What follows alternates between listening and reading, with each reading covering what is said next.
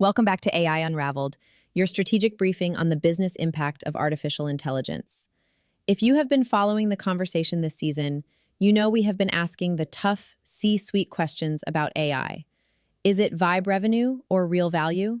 Today, we bring in an expert who is not just answering that question, but building the systems to measure it. We are joined by Lakshman Kaveti, a recognized leader in enterprise AI strategy. Lakshman has a deep track record of taking complex, theoretical AI projects and converting them into measurable, high-impact business outcomes for Fortune 500 companies. His expertise is focused squarely on that crucial transition point, moving from a promising proof of concept to a financially optimized, production-grade system. Lakshman, your work focuses on what happens when the CEO asks, "What's the ROI on this AI budget?" Thank you so much for joining us. But before we begin the interview, are you drowning in dense legal text?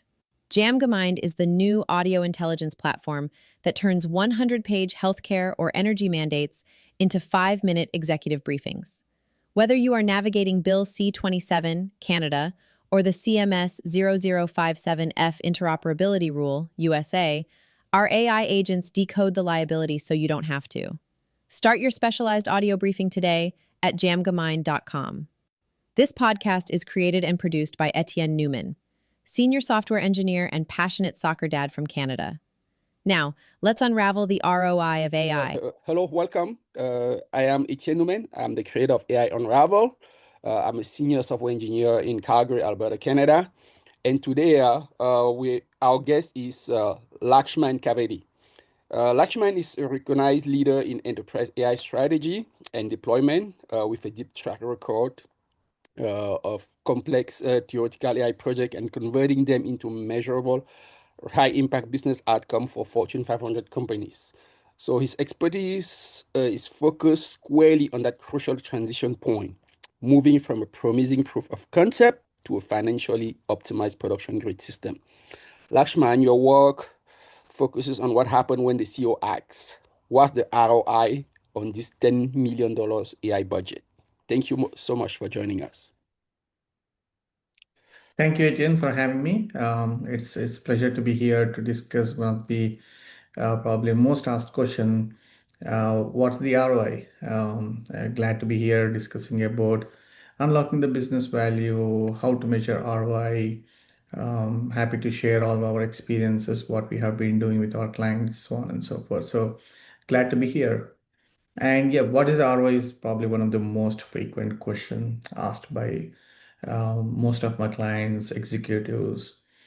I would say that's actually one of the important question. If a client or business starts with that question, I think we are heading in the right direction because we are thinking about the outcomes, not just applying AI for the sake of applying AI. So glad to be here. Thank you. All right. So before we start, like there's an expression that keeps being thrown out over there in the AI world. So I just want you to clarify it for our audience. Vibe revenue versus real revenue.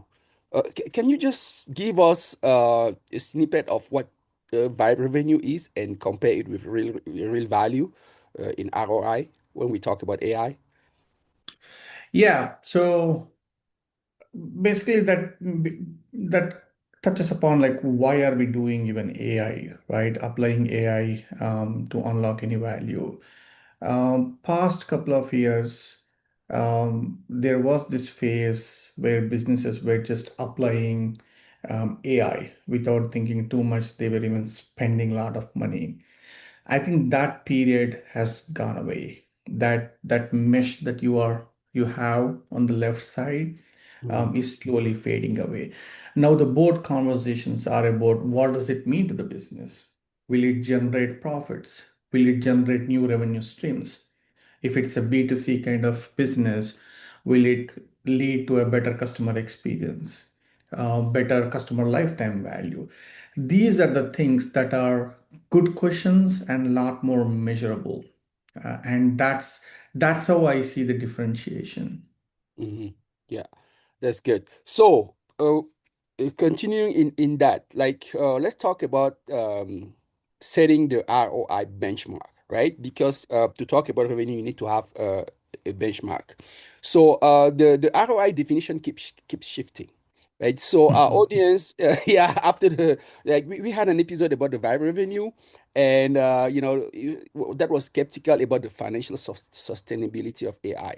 So in the past, ROI was measured by cost saving. Today, with massive compute and infrastructure costs, what is the most successful framework C-suite are using to define a return on AI? Great question. Um, I think that there are two aspects here, right? Mhm, The compute costs, which is coming with AI GPUs, and a good framework that a C-suite and a board would use. It sounds obvious, but the businesses that at least I have worked with, there are common aspects to applying AI properly, which is having a good governance committee, which really understands the business, understands the technology when we are applying it. mhm, Having a good governance policies, which is also important, especially when you are trying to do certain things using responsible AI kind of principles. And then compiling the list of use cases. This is a subject matter knowledge that businesses hold. Could be consultants, but mostly that's the innate knowledge that businesses have. And if you marry that with a clearly defined outcome, that's where I think your main framework begins. And then coming to justifying the cause, at least my experience has been if a use case is good, usually cost kind of value outweighs the cost. So when we are doing any particularly LLM based applications, cost is typically measured in tokens. How much does a million tokens cost? And there are a lot of options available out there. There are models that cost you like 20 cents per million tokens, and there are models that cost you 40 cents per million tokens. mhm, And I think it's about bringing that technical knowledge and a good foundational layer in marrying all of those plays a big role. In the cases where I have seen AI being applied properly, if you have a very well defined outcome mhm, for a use case, do an EDA to really understand if that can be solved, and then go about experimenting with different models and see if token cost outweighs the value that it's going to generate, and based on that take decisions. And on top of that, often just based on the accuracy of the models, certain benchmarks that are published about the models, people tend to discard them, which kind of makes sense, but not always. There are techniques like human in the loop that you can bring into the mix in trying to balance them out, have the cost low, but also get the most benefit. And okay. I've seen that apply very well in many use cases as well. So. Mhm. And now that you've defined that, like, how do you set up that ROI benchmark, right? So there's this concept of where we say we're killing the POC graveyard. So, like defining non-negotiable financial metrics for production and auditing LLM agent for measurable business value before deployment. Like, how do you set that up? Yeah, another great topic. This is an area where we have been doing a lot of research. We internally have a center of excellence solutioning team doing a lot of research around this because this is one topic that stops applications from going to production as well because of not having a proper measure and auditability to go to the productions. First, financial metric that I would see is value per million tokens. Hmm. If it is more, then I think you have a base start point. And then, as I was stated earlier, if you have listed, I've worked with businesses where they had like more than 100 use cases listed and also have outcomes, desired outcomes listed for each one of them. Hmm. And trying to identify what is the highest value, low cost application to choose with. I think those are the ones that I would go with. Beyond that, when it comes to auditing LLM agents, there is a lot of research being done and a lot of techniques available. There's a concept called evals, where you can measure not just the accuracy, but relevancy, context precisions, how toxic your responses are, how well defined your responses are, Mm-hmm. so on and so forth. I can't quote like all the metrics because there are probably more than 40, 50 metrics out there already. And each of them are applicable for different use cases. If you are building a HR assistant, you have certain set of metrics that you want to choose versus if you are trying to build an agent for, let's say, legal assistant, where your accuracy is a lot more important. So you are looking for relevancy, faithfulness. Those are the metrics that you would go with.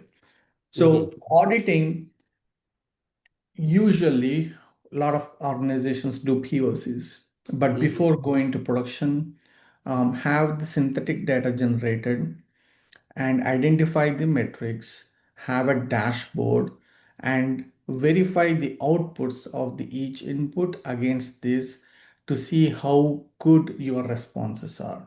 And it's up to you to define how the dashboard and the quality gate should be. And by the way, we do have a product called AI Examine that exactly does that. Yeah. And then staying on that segment, we always talk about the hidden cost of compute, right? So the question is like, how should a CFO properly budget for AI, knowing that usage can lead to unexpected GPU consumption? What strategies beyond cloud optimization can companies use to lock in predictable value creation when their underlying infrastructure costs are so volatile? Yeah, so I know for CFOs, Mhm. AI concept is kind of at times scary because you could go into that spiral where you end up spending a lot of money.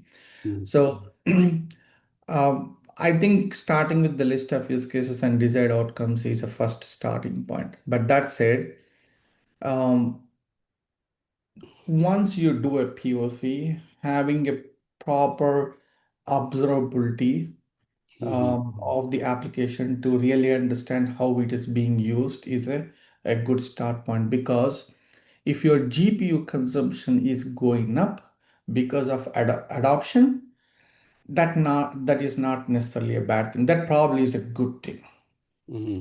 As long as when you start your use case, you are going with this, the metric that I just made up, like value per million tokens. If that is more than one, meaning if that ratio is more than one, I think that's a good starting point.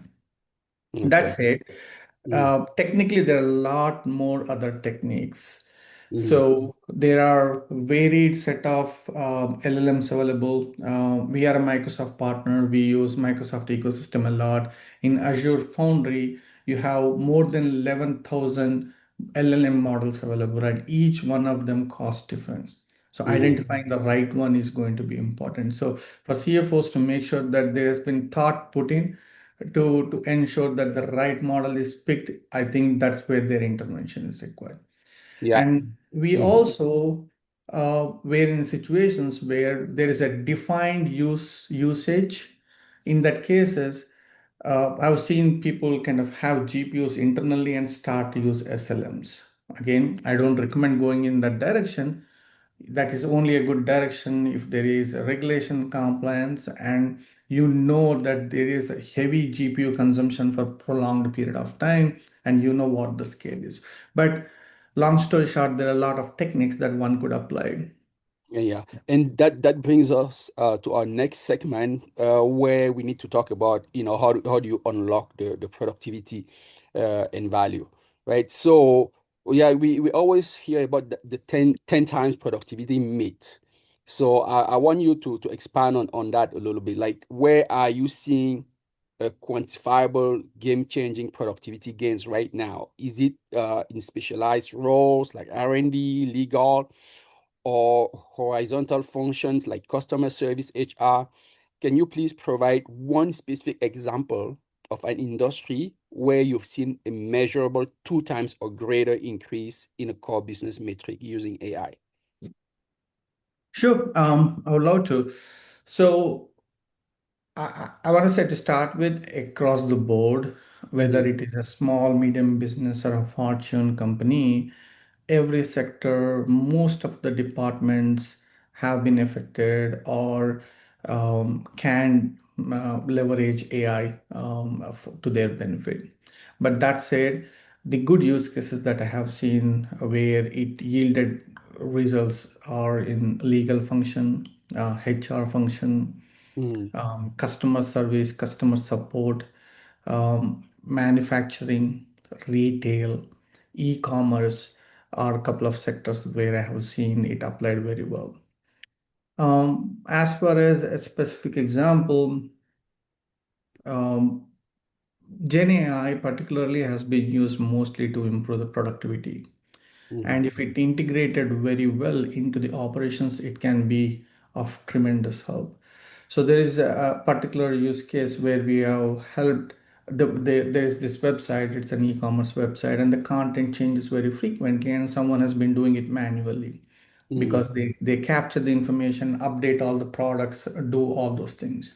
So Mm-hmm. we automated with a human in the loop technique, and that reduced the 3,000 hours of manual effort to less than 800 hours of manual effort, like 600 hours of manual effort. There it goes. Like if you take even $25 per hour as an average rate, you Mm-hmm. probably have reduced 75K per month to, I want to say, 15, 20K. Don't quote me on the math. I'm not good at doing math in the air.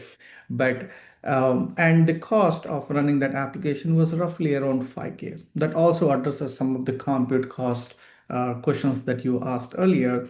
But yeah, like this, there are a couple other use cases where you can quantifiably define what you are trying to achieve. So when you're starting the use cases and say, hey, I want to apply this and reduce 1,000 manual hours every month, I think that's a Mm-hmm. good starting point. That's a very measurable thing. So when you do EDA, exploratory data analysis, you can compare against it and confirm whether it can be achieved or not. Mm-hmm.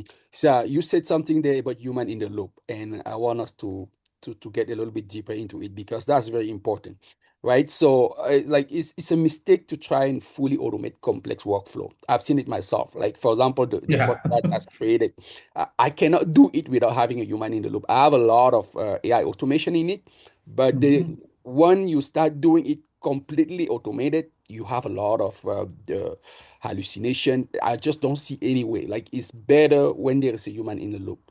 So the highest value often comes from augmentation.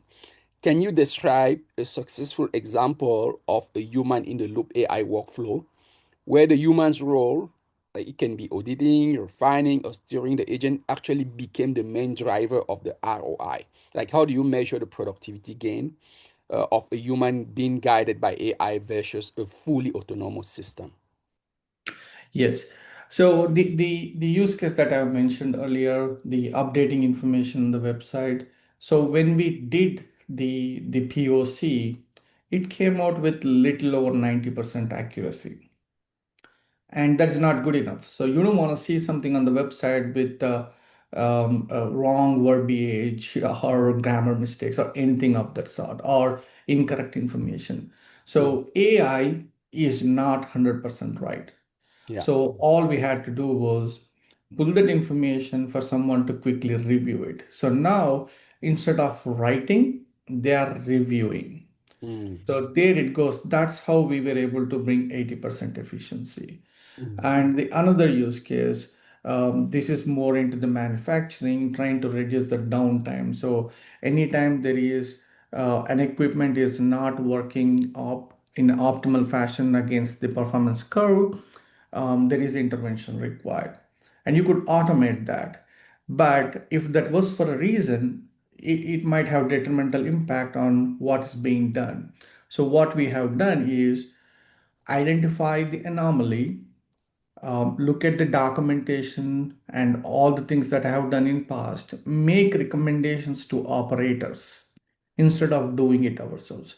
So I think AI is great, but taking it to fully automated stage is not the way to go about.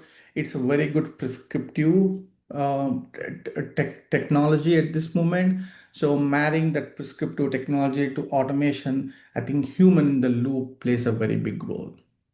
Definitely. Okay, that brings us to segment three, which is very important for corporation, right? Governance, risk, Yes. and the future. So I want us to talk about ROI of risk mitigation. So our listener, they are highly concerned with cyber attacks and liability. What is the Mhm. ROI of an auditable architecture like RAG over a high risk opaque fine-tuning approach? Like, how do you sell the C-suite on spending money to reduce legal or compliance risk and expense rather than directly boosting revenue? Right. So the first thing that we would do is um, once you are done validating the idea that it would generate the results, having a red teaming idea concept, right? Like I have going with this ethical hacking kind of approach, trying to do all the UPIA user prompt injection attacks, oversharing techniques to try and break it yourselves as much as possible, right? And how you can also use these observability techniques, like you can integrate most of the agents now with open telemetry to really understand what is happening, trying to trace an input to the output and see if something is happening. Lately, Azure Foundry has introduced newer technologies, concepts where you can start to intervene if something were to happen. Those things are very much important. So I think that peripheral aspects of observability, setting up proper security guardrails, implementing responsible AI principles, although some of those are concepts, but it helps you guide looking at whether the responses are fair, unbiased, whether there are any toxic responses, things like that.